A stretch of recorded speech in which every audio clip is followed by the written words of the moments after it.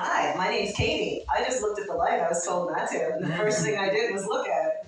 No blue spots yet, but we'll see. We'll see. If I fall off the stage on the way down, you know what happened. I almost didn't make it here. Because when I was at home, my cat was sitting on my lap. And I don't know if you know this, but legally you're not allowed to move if there's a cat on your lap. I've been trying to teach my child this. And he thinks that I can just take my cat and put it on his lap, and the cat will stay there. We've tried it about 10 times. The cat has not sat on his lap yet, but he keeps suggesting it. It's like, maybe the cat will sit on my lap. The cat doesn't even like sitting on my lap. And somehow I convince her.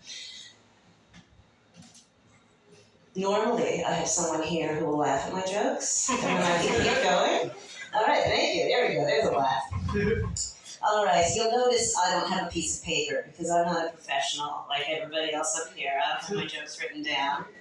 But, that's right. What I like to tell everybody. I was so excited. Because I don't know if you know this, but I'm old.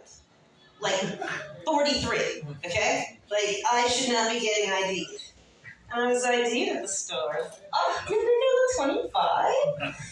And I think it's because in many ways I often look like a university student, simply because I don't have a lot of hygiene.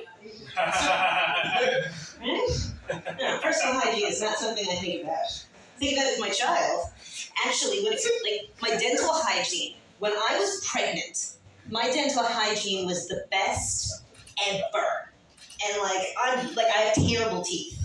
But because of the fact that I didn't want to have a dental procedure without painkillers, I was like, oh, we're brushing these teeth several times a day. I was flossing after every meal. It was great. And then as soon as the child was born, off it went again, off the rails. They say that it's like a trauma or a depression thing.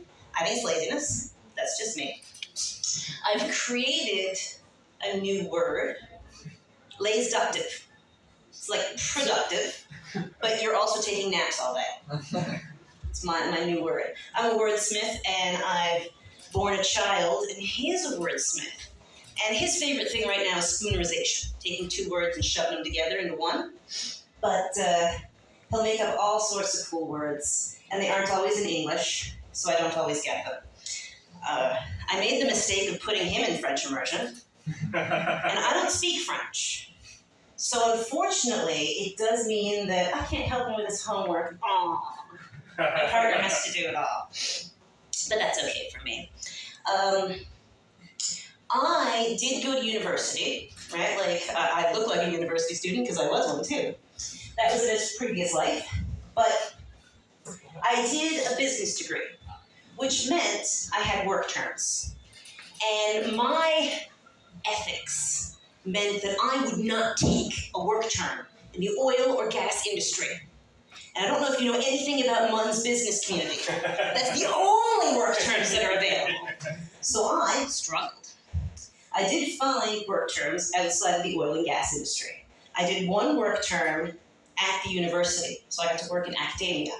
And nope, not doing that. Then I did private.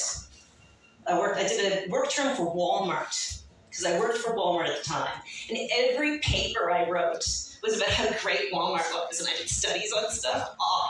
And I didn't even send them a letter when I resigned. That's how our relationship deteriorated. But so I did that work term, and I didn't want to work in private industry anymore. Then I did public service. I got a work term with Service Canada. That's my passion. I love working for Canadians. I love feeling like what I'm doing is helping people, like real people, not just people who have money, right? Because that's what private industry helps. Now, Service Canada, okay? I get my T4, and I don't notice, because I'm not the brightest bulb in the box, okay? I didn't notice that my T4 did not show any taxes had been taken out, even though I had been paying in taxes. And I had received this really interesting form at tax time. It was a Rev 1, REV1. Anybody know what that is? I didn't, so I just filed it. And then a few years later, I worked for H&R Block. And I found out that a relevant is what Revenue Quebec sends you when you pay into them. The federal government had sent my taxes paid to Revenue Quebec. And so I had to do a really special tax return to finally get that money. Because I couldn't just file with CRA, because it was Revenue Quebec who had it. So CRA had no record of this.